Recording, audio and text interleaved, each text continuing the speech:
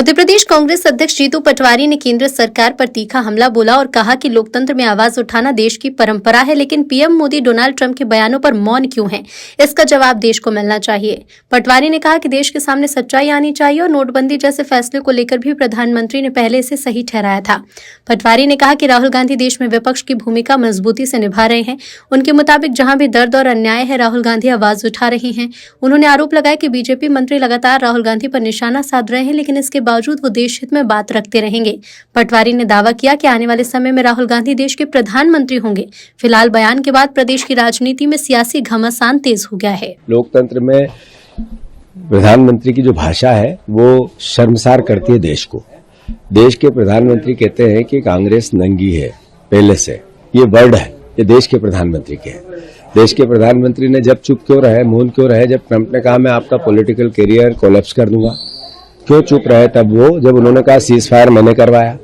जब देश के किसान 0% टैरिफ पर अपनी फसल अमेरिका जा सकती है और वहां 18% लगेगा जाने के लिए और उनका 0% में आएगा, ऐसी परिस्थिति में प्रधानमंत्री ने क्या हित देखा देश के किसानों का, तब चुप क्यों है।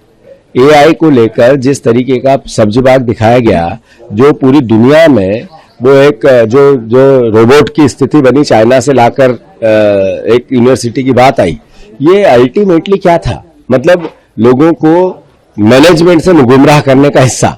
तो अल्टीमेटली सच्चाई देश के सामने आए, सच्चाई से देश रूबरू हो, देश की स्थिति क्या है, देश के आम जनता की परिस्थिति क्या है, इससे देश के प्रधानमंत्री को वास्तविकता में अवगत होना चाहिए और देश को उस दिशा में ले जाना चाहिए। ये तो नैरेटिव वॉर है ना, सरकार जो कह रही है यूथ कांग्रेस को लेकर, उससे इस तरफ गिरफ्तारी हो गई, कांग्रेस का अगला स्टैंड क्या होगा। सरकार तो सच है कि नरेंद्र मोदी तो पहले नोटबंदी को भी अच्छी बताते थे, नरेंद्र मोदी तो पहले कोविड में भी थाली बजवाते थे, नरेंद्र मोदी ने जीएसटी अच्छी बताई, नरेंद्र मोदी ने जब जब भी पाप किया इस देश के साथ, जब जब भी झूठ बोला इस देश के साथ, तो देश को साथ लेने की कोशिश की, नैरेटिव बनाने की कोशिश की और फिर लोगों के साथ कुठाराघात किया, वही याद चल रहा है। कांग्रेस के अंदर से सवाल उठ रहे हैं राहुल गांधी को लेकर, लेकिन जम्मू कश्मीर में उमर अब्दुल्ला कह रहे हैं कि राहुल गांधी एलओपी का जो दायित्व है वो निभाते हैं, हरदम बीजेपी से लड़ते हुए वो दिखते हैं, लेकिन मणिशंकर अय्यर पार्टी के अंदर से सवाल उठा रहे हैं।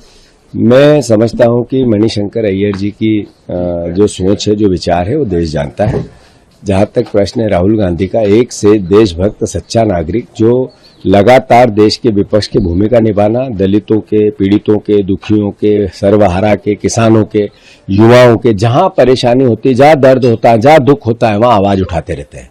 और एक ही देश में नागरिक है ऐसा, सिर्फ एक नागरिक राहुल गांधी, जिसके खिलाफ देश के सारे मंत्री, सारे बीजेपी के मुख्यमंत्री, प्रधानमंत्री, पूरा उनका सिस्टम सब लगे हुए हैं, फिर भी दृढ़ता से अपनी बात कहते हैं, देश हित में कहते हैं, देश के लिए कहते हैं।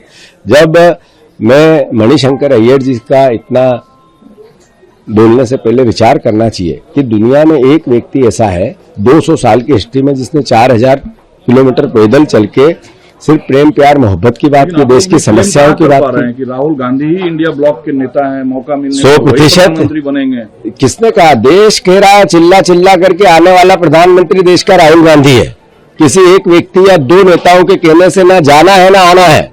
100% आने वाले समय में देश का किसान चाहता है, देश का युवा चाहता है, देश का आम नागरिक चाहता है, देश का प्रधानमंत्री राहुल गांधी बने।